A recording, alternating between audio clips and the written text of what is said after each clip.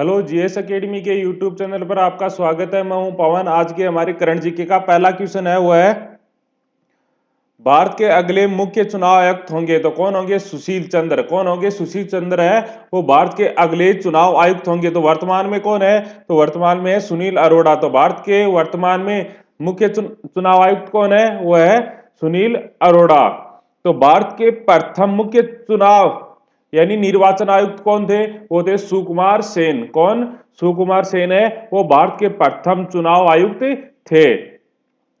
तो भारत के जो चुनाव आयुक्त हैं, जो मुख्य चुनाव आयुक्त हैं तथा अन्य जो आयुक्त हैं उनकी नियुक्ति कौन करता है? तो उनकी नियुक्ति राष्ट्रपति करता है। कौन करता है? भारत का राष्ट्रपति। किस अनुच्छेद के तहत? वह अनुच्छेद 324(2) के तहत। किसके तहत? अनुच्छेद 324(2) के तहत जो भारत के जो निर्वाचन आयुक्त हैं या मुख्य चुनाव आयुक्त या और निर्वाचन आयुक्त उनकी नियुक्ति है वो भारत का राष्ट्रपति करता है अनुच्छेद 324(2) के तहत।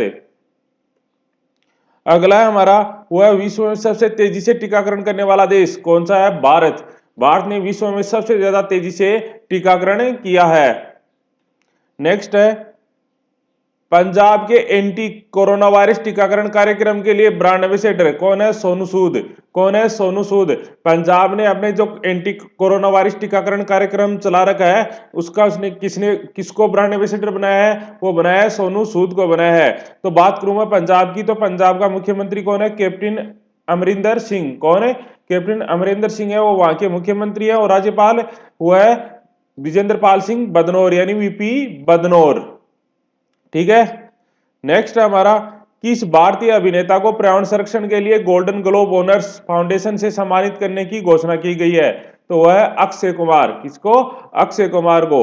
ठीक है। देखो अक्षय कुमार को पर्यावरण को बढ़ावा देने के लिए उन्हें गोल्डन ग्लोब ओनर्स फाउंडेशन से सम्मानित किया जाएगा। नेक्स्ट है मानव अंतरिक्ष उड़ान का अंतर्राष्ट्रीय दिवस किस दिन मनाया जाता है? तो वो है 12 अप्रैल को। तो मानव अंतरिक्ष उड़ान का अंतर्राष्ट्रीय दिवस है वो कब मनाया जाता है? 12 अप्रैल को मनाया जाता है। 12 अप्रैल को ही क्यों मनाया जाता है? क्योंकि 12 अप्रैल 1961 को यूरी गगारिन द्वारा अंतरिक्ष में प्रथम मानव उड़ान भरी थी उन्होंने। ठीक है। तो इसी कारण 12 अप्रैल को अंतर्राष्ट्रीय उड़ान का अंतरिक्ष उड़ान का अंतर्राष्ट्रीय दिवस मनाया जाता है। नेक्स्ट हमारा हुआ हाल ही में केंद्र सरकार ने कोरोना के उपचार में इस्तेमाल होने वाली किस दवा के निर्यात पर रोक लगा दी है? तो वो है रेमडेसिविर। कौन सी है? रेमडेसिविर पर भारत सरकार ने रोक लगा दी है निर्यात पर, क्योंकि ये कोरोना जो वायरस की जो मेडिसिन है उनके बनाने में काम आती है। पिछला हमारा प्रश्न था वो था जापान की संसद का क्या नाम है? तो वो है डाइट। क्या? डाइट नाम है। और उसका सबसे पहले सही उत्तर दिया है वो दिया है सुनील कुमार ने। आज का हमारा प्रश्न है वो है संयुक्त राष्ट्र विकास कार्यक्रम यूएनडीपी की तरफ से जारी मानव विकास सूचकांक एसडीआई में भारत कितने स्थान पर पहुंच गया? आपको वो स्थान बताना है। यानी अंतरराष्ट्रीय मानव विकास सूचकांक में भारत का कौन सा स्थान है आपको बताना है। अब देखो मैथ के क्वेश्चन, बहुत ही आसान क्वेश्चन है। पहला क्वेश्चन ये बोल रहा है वह छोटी से छोटी संख्या क्या है? वह छोटी से छोटी संख्या क्या है जिसे 725 से गुणा करने पर 875 का गुणज प्राप्त होता है? यानी जिसे किसे गुणा करें? 725 से, तो किसका गुणज प्राप्त हो? 875 का गुणज प्राप्त हो। तो हम पहले क्या करेंगे, मतलब कहना क्या चाह रहा है? कहना यह चाह रहा है कि मैं 775 को किससे गुणा करूं, ठीक है, कि 875 का गुणज प्राप्त हो। इसका मतलब क्या है कि इन दोनों का एलसीएम आए। मतलब 875 और 725 का जो एलसीएम आए, ठीक है, वो किसके बराबर हो? मतलब वो बराबर करना हमें 775 के किसी गुणज के। तो वो किससे गुणा करो कि वो दोनों बराबर हो जाए? तो हम पहले क्या करेंगे, 875 और 725 का हम क्या निकाल लेंगे? एलसीएम निकाल लेंगे। क्या निकाल लेंगे? एलसीएम। ठीक है। मैं 5 का भाग दूंगा तो ये तो आ गया हमारा 175 और ये आ गया हमारा, ये आ गया 145। ठीक है। फिर मैं 5 का भाग दूंगा इसमें तो ये कितनी बार चला गया? ये चला गया 35 बार। और ये कितना बार चलेगा? गुणती 5 145। ठीक है। अब भाग नहीं चला तो इनका एलसीएम कितना आ जाएगा? वो आ जाएगा 5 गुना 5 गुना 35 गुना 29। ठीक है। अब हमें बोल रहा है ये एलसीएम है वो देखो 725 के 725 को किससे गुणा करो कि ये बराबर हो जाए, किससे गुणा करो। अब मुझे एक देखो ये 725, तो 725 वाले की मैं यहाँ देखो 725 वाले, तो 725 का ये मल्टीपल है, ये मल्टीपल है, ये मल्टीपल है, मतलब इसमें क्या क्या मौजूद है, 29 मौजूद है, 5 मौजूद है, 5 मौजूद है, क्या नहीं है 35। तो मैं किससे गुणा करूंगा, 35 से गुणा कर दूंगा ताकि ये इसके गुणज प्राप्त हो। समझ में आया? ठीक है। नेक्स्ट है हमारा, ये बोल रहा है एक धनात्मक संख्या में से 4 घटाएं। ठीक है, कोई भी धनात्मक संख्या ले लो, जैसे x ले लो, उसमें से मैंने 4 घटा दिया, तो संख्या के व्युत्क्रम, तो देखो मैंने संख्या क्या बनी थी, x, x का व्युत्क्रम कितना हो गया, 1/x। ठीक है, व्युत्क्रम का मतलब गुणा, 21 गुणा प्राप्त होती है, कितनी प्राप्त होती है, 21 गुणा। ये बोल रहा है कि कोई संख्या x है, उसमें से मैंने 4 घटाना है, तो वो घटाने पर क्या हो जाती है, उसका उल्टा जो व्युत्क्रम है उसका 21 गुणा हो जाती है। ठीक है, वह संख्या क्या है। अब देखो या तो इसको हिट एंड ट्रायल या ऑप्शन से करो बेटर रहेगा, या द्विघात समीकरण बनेगी, तो मैं इसको हिट एंड ट्रायल से करता हूँ। ठीक है, अगर मैं यहाँ 1 रखता हूँ तो -2 रखता हूँ, 4 तक तो -0 आ जाएंगे, कोई नहीं है। 5 रखूँ तो 5 में से 4 घटाऊँ 1, 1/5 भाग नहीं जा रहा, 6 का भी 21 में भाग नहीं जा रहा, फिर 7 का लेता हूँ मैं, तो 7 में से मैं अगर 4 घटाऊँ तो कितना आ गया, ये 3 आ गया, और ये आ गया 1/7 को मैं अगर 21 से गुणा करूँ तो कितना आ गया, ये भी 3 आ गया, इसका मतलब वो संख्या क्या है, 7 है। ठीक है, ये आंसर, या इसको आप द्विघात समीकरण है, इसको आप हल कर लेना। ठीक है, ठीक है, हल करने से कोई फायदा वाला नहीं है, बहुत बड़ा हो जाएगा क्वेश्चन। ठीक है, नेक्स्ट है 60 को 2 भागों में इस तरह बांटा जाता है कि उनके भागों के व्युत्क्रम का योग कितना है, 340 वे संख्या है। ठीक है, बड़ा आसान सा क्वेश्चन है। हम ऐसा मान लेते हैं कि दो भाग x और y है। ठीक है, अब देखो उनका योगफल दिया है हमें, योगफल इनका योग कितना दिया हमें, 60 दिया। ठीक है, बात खत्म। अब उनके व्युत्क्रम, तो 1/x प्लस 1/y, इनका व्युत्क्रम मतलब उल्टा का योग है, वो क्या है, 3/40 है। कितना है, 3/40। ठीक है, कोई दिक्कत। अब इनका मैं एलसीएम ले लेता हूँ, कितना आ गया, 21 आ गया। यहाँ कितना आ गया, x प्लस वाई बराबर कितना आ गया, 3/40। ठीक है, अब देखो x प्लस वाई का मान मैं यहाँ से रख देता हूँ कि दोनों का योग कितना है, 60 है। ठीक है, तो रख दिया मैंने, 60 बटे कितना आ गया, x वाई बराबर कितना आ गया, 3/40। ठीक है, कोई दिक्कत। अब देखो इसको मैंने काट दिया है, कितना आ गया, 20। ठीक है, अब देखो मैं इनको तिरछा गुणा कर देता हूँ, तो एक्स वाई बराबर कितना आ गया, 20 × 40। ठीक है, अब मुझे इनके ऐसे टुकड़े करने हैं कि गुणा करूं तो मैं 20 × 40 है और योग 60 है, तो टुकड़े सामने ही आपके 20 और 40 कितने होते हैं, 60 ही होते हैं। ठीक है, तो वो संख्या कितनी होगी, 20 और 40, यही मेरा आंसर है। कोई दिक्कत है, क्या दिक्कत नहीं है तो देख लेंगे हम, कोई दिक्कत वाली बात नहीं है।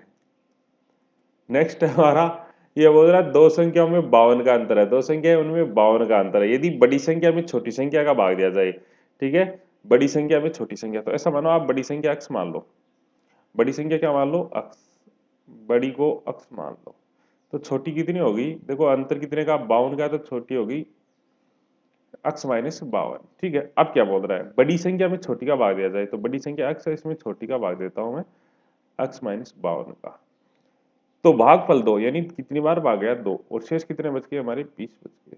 तो बोलो वह संख्या, बड़ी संख्या क्या, मतलब ये पूछिए, ये वाली संख्या पूछिए। तो इस वाले को कैसे निकालते हैं, बाहर वाले को गुणा करते हैं और इसको जोड़ देते हैं, मतलब ये आएगा, इनको गुणा करूंगा तो मैं 2x - 104 और उसमें 20 जोड़ दिया, बराबर कितना आ गया, x आ गया। ठीक है, अब इसको मैं हल कर लेता हूँ, तो हल करूंगा तो ये -84 आ जाएंगे, इन दोनों को इधर आके ये प्लस में हो जाएगा, तो +84, और ये प्लस में इधर आके माइनस, तो x बराबर कितना आ गया, 84। तो वो बड़ी संख्या कितनी है, 84 हो गई। बड़ी संख्या कितनी हो गई, 84। कोई दिक्कत।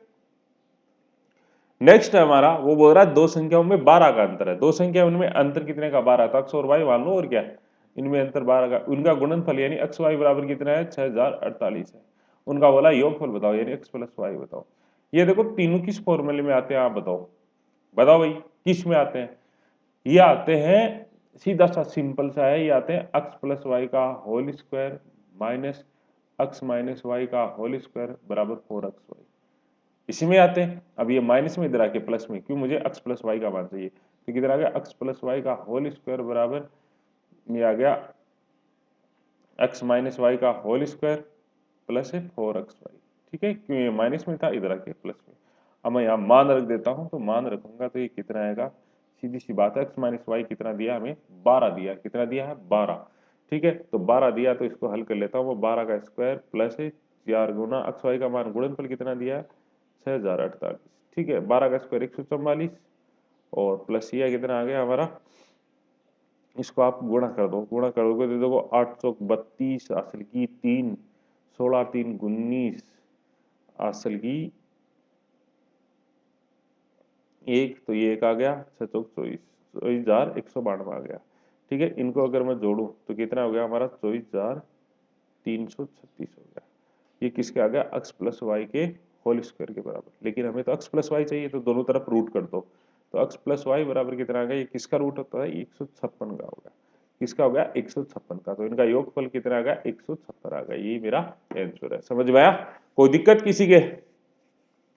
ठीक है, अब देखो आज के लिए आपका क्वेश्चन है। देखो ये बोल रहा है, पहला क्वेश्चन है, दो अंकों की एक संख्या, दो अंकों की एक संख्या के वर्ग में से उसके अंकों को पलटने से बनी संख्या के वर्ग को घटाने के पश्चात बनी संख्या किस अधिकतम संख्या से विभाजित होगी, आपको बतानी है। नेक्स्ट है, एक हौज में समान गति से पानी भरा जा रहा है, समान गति से। 5 मिनट पहले उसमें 91 लीटर पानी था और 11 मिनट बाद उसमें कितना हो गया, 139 लीटर पानी हो गया। वर्तमान में उसमें कितना लीटर पानी आएगा बताना। बड़ा आसान सा क्वेश्चन है। ठीक है,